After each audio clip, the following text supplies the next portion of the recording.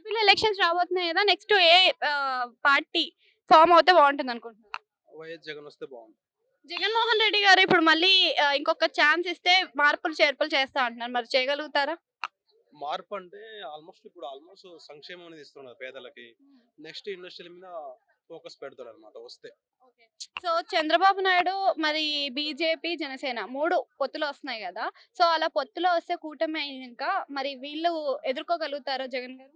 Almost ఈయన survey ప్రకారం ఏంటంటే పేదలందరూ ఏస్తారు ఓట్లు.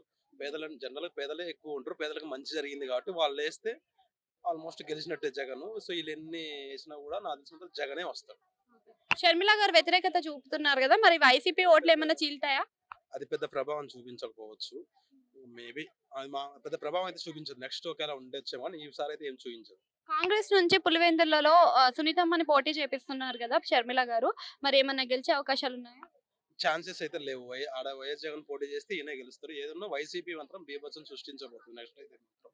చంద్రబాబు నాయుడు గారు బీసీలకి సీట్లు ఇస్తామని అంటున్నారు. అలానే మనకి జగన్ గారు గూడా బీసీలకి సీట్లు ఇస్తానంటున్నారు. మరి ఎవరు హామీ అనేది ఖచ్చితంగా చేస్తారు? సర్వేల ప్రకారం అయితే జగన్ బాగా ఆలోచించి అందరికి ఇస్తాడని అనుకుంటున్నాను. అందుకే టైం తీసుకుంటున్నాడు. మేబీ ఇప్పుడు ఆల్రెడీ తెలుగుదేశం అనౌన్స్‌మెంట్ చేసింది. నెక్స్ట్ వైసీపీ అనౌన్స్‌మెంట్ చేస్తది. బట్ వైసీపీ అయితే మాత్రం 120, 130 సీట్లు 100 అయితే ఖచ్చితంగా వస్తాయి. 100 పైచిలుకైతే ఖచ్చితంగా వస్తాయి. సో, అభ్యర్థులను మారుస్తున్నారు గదా! వైసీపీ నుంచి. సో, అభ్యర్థులను మార్చడం వల్ల మరి పార్టీకి బెనిఫిట్ ఉంటదనుకోవచ్చా?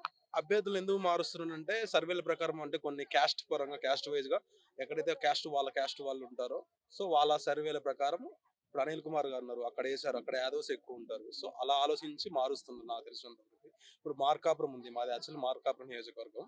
మా నియోజకవర్గంలో అతన్ని తీసుకెళ్ళి గిద్దలూరు అనే ఒక ఊర్లో ఏసారు. కాకపోతే అక్కడ ఉన్న సర్వే ప్రకారం వైసీపీ క్రౌడ్ ఎక్కువ ఉంటది కాబట్టి అక్కడ ఏసారన్నమాట. అది పెద్ద ప్రాబ్లమ్ చూపించదు. అవన్నీ సర్వేల ప్రకారమే మారుస్తున్నారు అంతే. ఓకే. జిల్లాలో ఈ విభజన అయితే జరిగింది గదా! ఆ విభజన వల్ల మరి ఓట్లు అనేవి ఎక్కువ వచ్చే ఛాన్స్ ఏమైనా ఉందా మరి? అందుకే కదా ఈసారి 175 కాకపోయినా 120, 100 అబోవ్ వస్తాయని అంటున్నాను. జిల్లాల విభజన వల్ల మరి ఉపయోగం ఉందా? ఉపయోగము అనంటే నెక్స్ట్ ఫ్యూచర్ అర్థమవుతది. ప్రెజెంట్ అయితే ఓన్లీ సంక్షేమమే. ఈ 5 ఇయర్స్ సంక్షేమమే జరిగింది. డెవలప్‌మెంట్ అనేది నెక్స్ట్ 5 ఇయర్స్ ఛాన్స్ ఇస్తే కదా తెలిసేది. Thank you.